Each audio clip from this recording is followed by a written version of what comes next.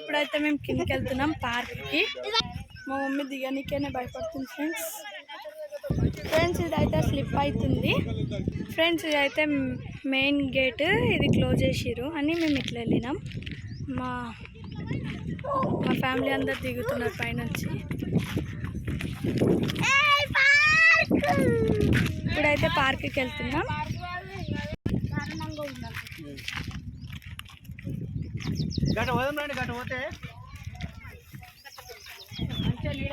Friends park entrance ఇది. మా బాబాయ్ టికెట్స్ 8 తీసుకున్నాడంట.